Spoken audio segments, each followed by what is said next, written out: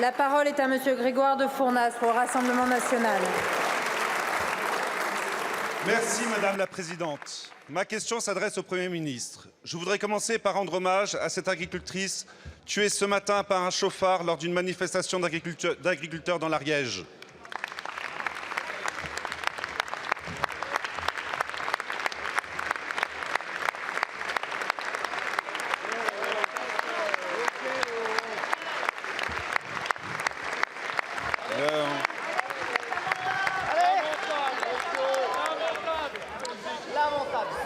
Monsieur le Premier ministre, depuis plusieurs semaines, les agriculteurs manifestent leur ras-le-bol de votre politique totalement incohérente qui consiste à leur imposer toujours plus de normes tout en les mettant en concurrence avec la terre entière. Nous vous alertons depuis des mois sur cette France rurale et du travail qui n'en peut plus. Et malgré nos mises en garde, vous avez voté le traité de libre-échange avec la Nouvelle-Zélande, qui va faire venir des milliers de tonnes de viande et de lait et dont la production ne respecte aucune des normes imposées à nos agriculteurs.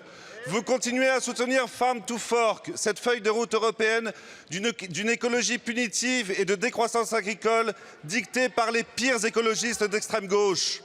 Au mois de décembre, et malgré notre ferme opposition, vous avez fait voter une augmentation de la fiscalité sur le GNR, alors que l'agriculture française est déjà asphyxiée par les charges.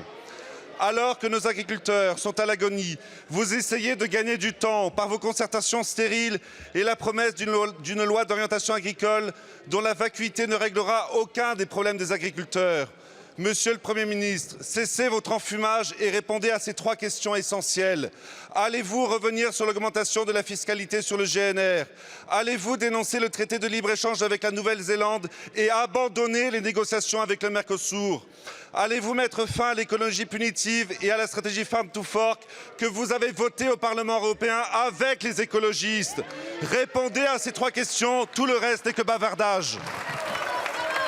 Je vous remercie. La parole est à Monsieur Marc Fesneau, ministre de l'Agriculture. Merci beaucoup, Madame la Présidente, Mesdames et Messieurs les députés. Monsieur le député de Fournas, on n'est jamais surpris avec vous. Vous n'êtes jamais en retard d'une démagogie ou d'une récupération. Alors oui, nous avons des problèmes.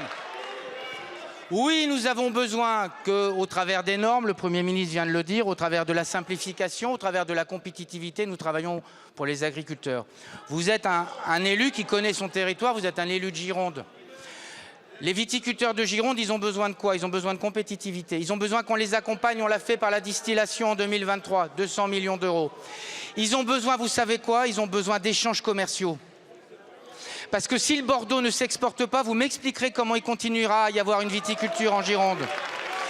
Et donc, ils ont besoin qu'on leur dise les grands enjeux, de les accompagner dans la compétitivité et pas de les enfermer dans l'autarcie qui, au fond, les condamne à disparaître. C'est ça sur lequel on a besoin de travailler. Enfin, je veux répondre sur la question du GNR. Nous avions mis en place, avec Bruno Le Maire, un mécanisme qui était un mécanisme de baisse de l'avantage fiscal, 70 millions sur 1,3 milliard, avec des compensations fiscales qui permettent de compenser à l'euro, d'un point de vue global, ces compensations. Il s'avère, laissez-moi finir, il s'avère, et c'est ce que disent aussi les manifestants, que sur les territoires, ça ne se répartit pas forcément de façon homogène. Je l'ai dit, mais je l'ai dit, et donc on est en train de travailler et de regarder avec les organisations professionnelles comment les choses peuvent s'équilibrer et comment on peut à la fois avoir une trajectoire sur la fiscalité et en même temps avoir une trajectoire qui soit bien répartie sur l'ensemble des territoires et qui corresponde à l'ensemble des besoins des agriculteurs. C'est ça ce qu'il faut, monsieur de Fournas, c'est leur dire la vérité, c'est répondre à leurs problèmes. Je prends ma part des choses, je prends ma part et chacun doit prendre sa part des choses qui n'ont pas été faites. Mais il me semble qu'on a besoin d'accélérer et si vous pouviez sortir de la démagogie, peut-être qu'on avancerait au service de l'agriculture. Je vous remercie, monsieur le ministre. Monsieur le député.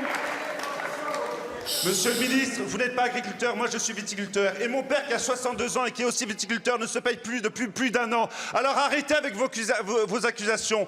Le vide sidéral de votre réponse est l'aveu de votre impuissance. L'agriculture française est au bord du gouffre. La parole est à monsieur Julien